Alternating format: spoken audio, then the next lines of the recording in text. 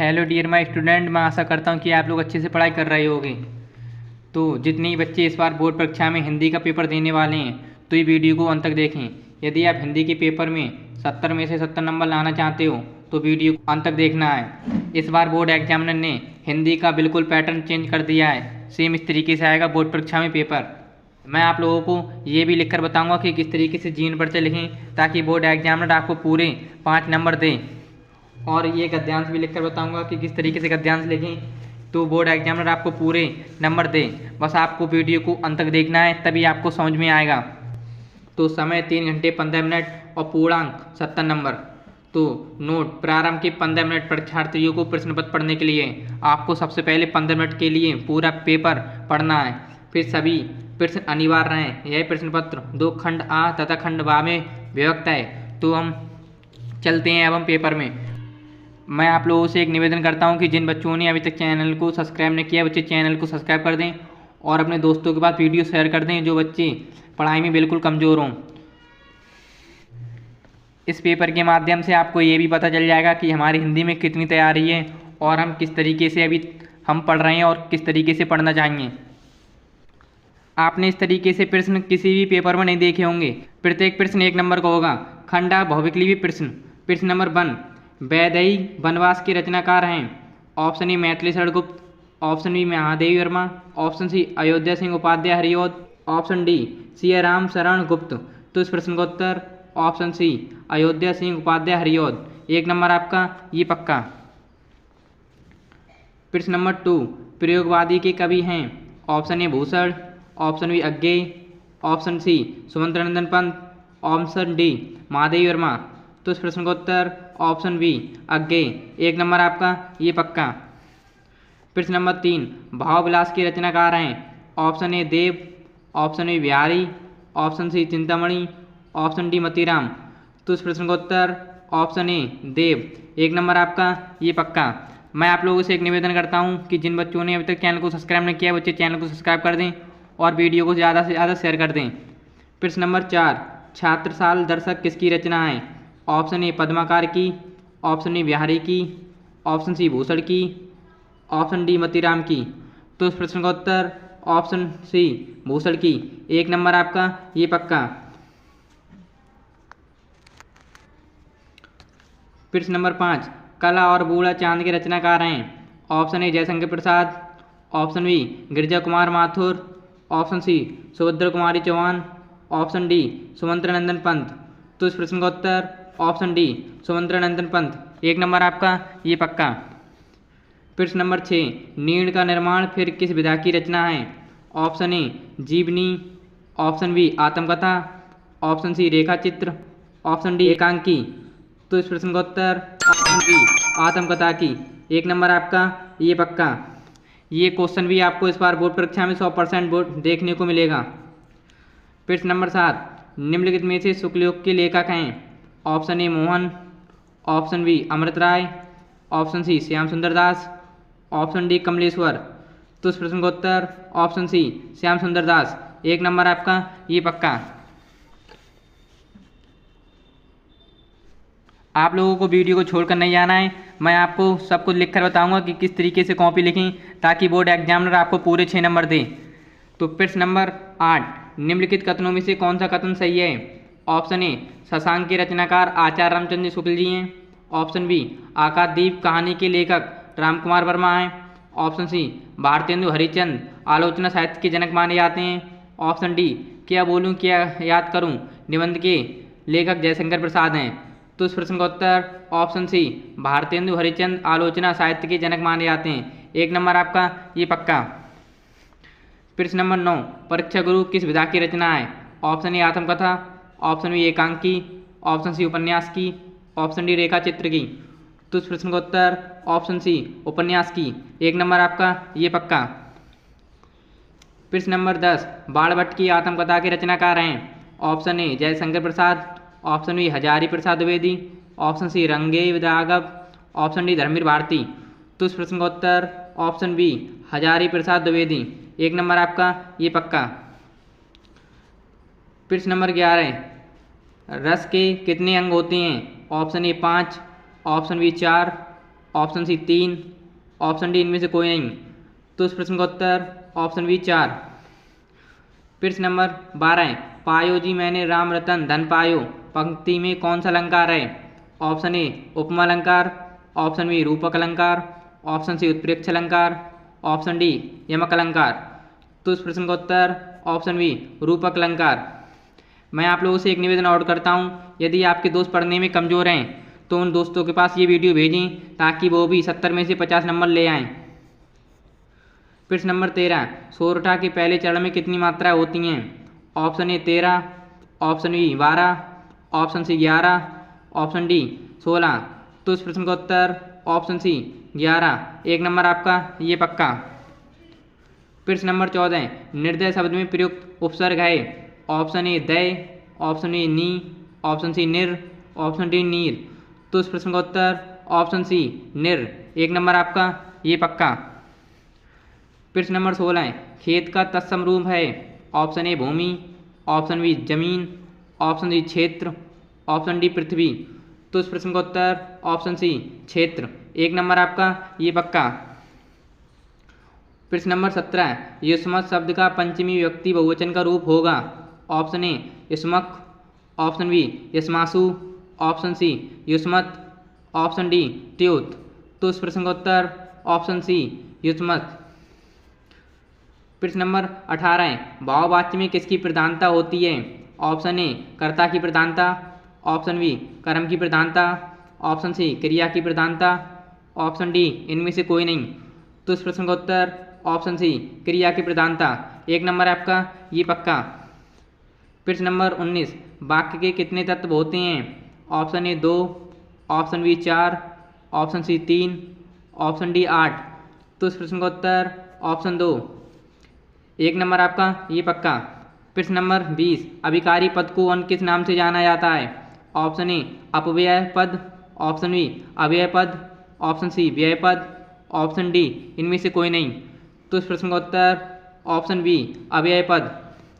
मैं आशा करता हूँ कि आपको इतना समझ में आया होगा। अभी तक हमने ओमार वाले प्रश्न पढ़े थे, अब हम कॉपी पे लिखने वाले प्रश्न पढ़ेंगे। जैसे खंडवा वर्णात्मक प्रश्न, जैसे ये 6 नंबर में पूछा गया है और 6 नंबर आपके पक्के। प्रश्न नंबर 21, निम्नलिखित गद्यांश पर आधारित 3 प्रश्नों के उत्तर दीजिए। जैसे ये गद्यांश दिया गया है का कुसंग का ज्वार सबसे भयानक होता है, यह केवल नीति और सद्वृत्ति का ही न्यास करता है। जैसे ये आपको यहाँ से लेकर यहाँ तक पढ़ना है और इसी गद्यांश में से आपको पहचान कर ये लिखना है, पाठ का नाम क्या है, लेखक का नाम क्या है, और 3 प्रश्न दिए गए हैं उनको उत्तर भी लिखना है। जैसे मैंने आपको इसका लिख कर भी बताया है कॉपी पे। ये 3 प्रश्न पूछे गए हैं, उपर्युक्त गद्यांश का सारांश लिखिए। तो आपको इस तरीके से कॉपी पे लिखना है। सबसे पहले आपको स्केल से और एक ब्लैक पेन से 2 लाइनें खींचनी है। फिर आपको प्रश्नोत्तर संख्या पेपर में देखकर ये 21 है, ये 21 डाल देनी है। फिर आपको कुसंग का ज्वार, जैसे ये कुसुम का ज्वार डैड डैड डैड करके उन्नति की ओर ले जाएगी। फिर आपको लिखना है, प्रश्न देखना है, उपर्युक्त गद्यांश का संदर्भ लिखिए। फिर आपको ये पहचानना है कि ये किस पाठ से लिया गया है। तो पाठ का नाम मित्रता, लेखक का नाम आचार्य रामचंद्र जी शुक्ल जी। लेखक कहता है कि बुरे और दुष्ट लोगों की संगति एक भयानक बुखार के समान होती है। जिस प्रकार शरीर की शक्ति को नष्ट कर देता है, उसी प्रकार दुष्ट व्यक्ति की संगति हमारे जीवन को नष्ट कर देती है। आपको इस तरीके से गद्यांश ये लिख देना है और आपके पूरे 6 नंबर पक्के। मैं गारंटी के साथ कहता हूँ बोर्ड एग्जामिनर आपके 6 में से 6 नंबर देगा। बस आपको वीडियो को छोड़कर नहीं आना। यदि आप वीडियो को अंत तक देखोगे तभी आपके इस पेपर को देखकर 70 में से 70 नंबर आएंगे।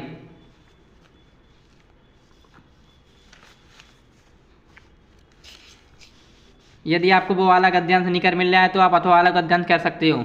जैसे ईर्ष्या से बचने के उपाय मानसिक अनुसाधन हैं। जैसे ये गद्यांश दिया है, ये गद्यांश पढ़ना है और आपको इन 3 के प्रश्नों के उत्तर लिखना है। पर आपको इन दोनों गद्यांश में से कोई आपको ये गद्यांश करना होगा। तो प्रश्न नंबर 22, निम्नलिखित पद्यांश पर आधारित दिए गए 3 प्रश्नों के उत्तर दीजिए। ये भी एक पद्यांश दिया गया है। इस पद्यांश से पढ़कर आप इन 3 प्रश्नों के उत्तर देना है और आपके 6 नंबर ये पक्के। मैं गारंटी के साथ कहता हूँ यदि आप इस तरीके से लिख देते हो तो बोर्ड एग्जामिनर आपको पूरे 6 में से 6 नंबर देगा। यदि आपको ये पद्यांश नहीं पता है तो आप अथवा वाला पद्यांश कर सकते हो। जैसे ये दिया है, चढ़ चेतक पर तलवार उठा। जैसे आपको यहाँ से लेकर यहाँ तक डड डड डड करके लिख देना है, जैसे मैंने आपको इस कॉपी के माध्यम से दिखाया था। और फिर आपको इन तीनों प्रश्नों को उत्तर लिखना है। इसमें से फिर आपको इस पद्यांश से पढ़कर आपको इन तीनों प्रश्नों के उत्तर लिखना है।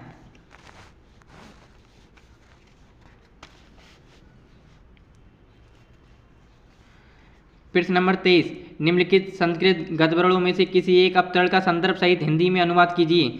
जैसे ये एक गद्यांश दिया गया है संस्कृत में, इसका आप हिंदी में अनुवाद करना है और 5 नंबर आपके ये पक्के। और आपको ये गैस पेपर पर टिक लगा लेना है और आपको अच्छे तैयार कर लेना है और आपके 5 नंबर ये पक्के।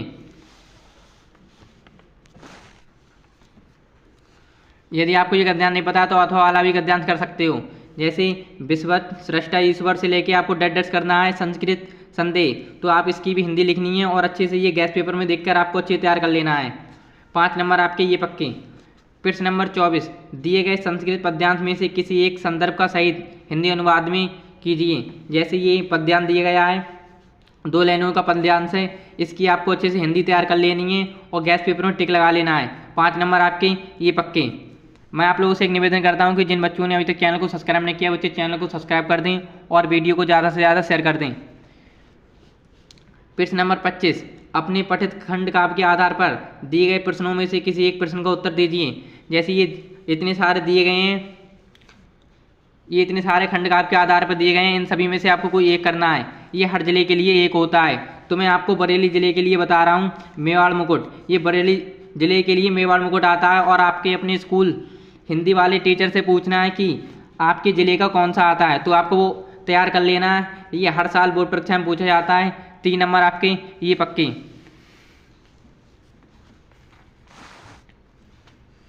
प्रश्न नंबर 26, दिए गए लेखकों में से किसी एक लेखक का जीवन परिचय देते हुए उनकी एक प्रमुख रचना का उल्लेख कीजिए। जैसे ये 3 लेखक दिए गए हैं, इन तीनों में से आपको कोई एक करना है और आराम से आपके 5 नंबर ये पक्के। यदि मैं आपको ये कॉपी के माध्यम से भी दिखाता हूँ कि किस तरीके से जीवन परिचय लिखें ताकि बोर्ड एग्जामिनर आपको पूरे 5 नंबर दे। तो आपको सबसे पहले स्केल से 2 लाइनें खींच लेनी है, फिर आपको प्रश्नोत्तर संख्या 26 डाल देनी है, उसके नीचे आपको हेडिंग से 2 अंडरलाइन करनी है। फिर आपको जिस लेखक का आप जीवन परिचय लिख रहे हो उसका नाम लिखना है, उसके नीचे आपको 2 अंडरलाइन कर देनी है।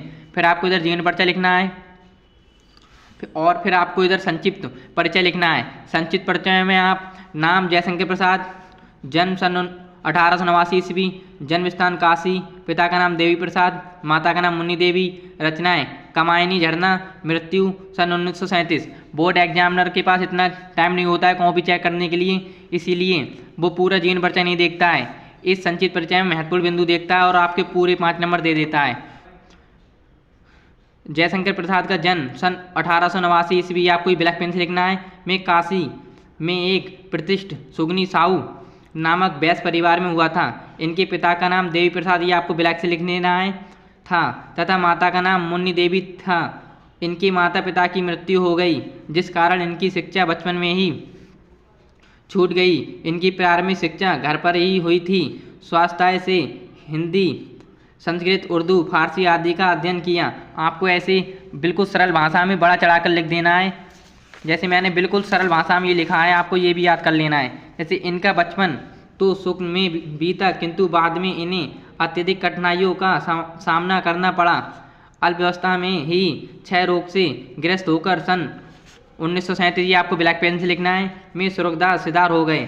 फिर आपकी जयशंकर प्रसाद की प्रमुख रचनाएं जैसे झरना, आंसू, लहर, छूट और छाया आदि। ये इस प्रकार आपको जयशंकर प्रसाद का जीवन परिचय लिख देना है और आपके पूरे 5 नंबर ये पक्के। बस आप लोगों को वीडियो छोड़कर नहीं जाना है, मैं आपको बहुत चीज़ें लिख कर बताऊंगा।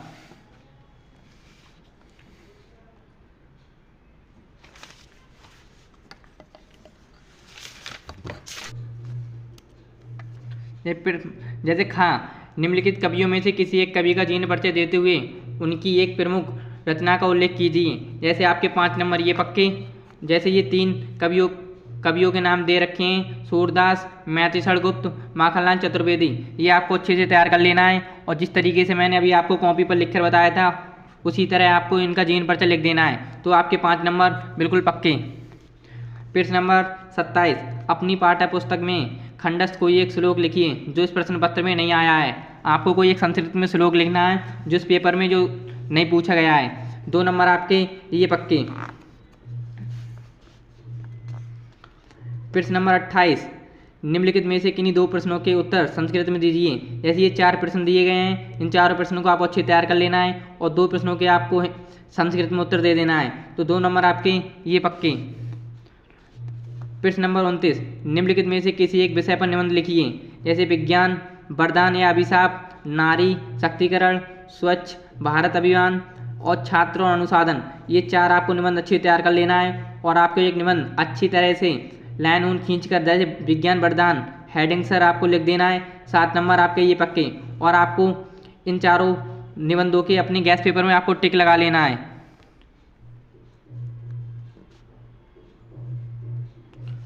प्रश्न नंबर 30, अपने जन्म पर मित्र द्वारा भेजे गए उपहार के लिए मित्र को धन्यवाद पत्र लिखिए। ये आपको पत्र अच्छे तैयार कर लेना है और अच्छे तैयार कर लेना है। 4 नंबर आपके ये पक्के। यदि आपको ये वाला प्रश्न नहीं पता है तो आप अथवा वाला प्रश्न कर सकते हो। जैसे राज्य परिवहन निगम के मुख्य प्रबंधक को बस चालक के अप्रयासी व्यवहार का उल्लेख करते हुए शिकायत पत्र लिखनी है। ये प्रश्न भी आपको अच्छे से गैस पेपर टिक लगा लेना है और अच्छे से तैयार कर लेना है। 4 नंबर आपके ये पक्के। मैं आप लोगों से एक निवेदन करता हूँ कि जिन बच्चों ने अभी तक चैनल को सब्सक्राइब नहीं किया है तो वो बच्चे चैनल को सब्सक्राइब कर दें और वीडियो को ज़्यादा से ज़्यादा अपने दोस्तों के पास शेयर कर दें।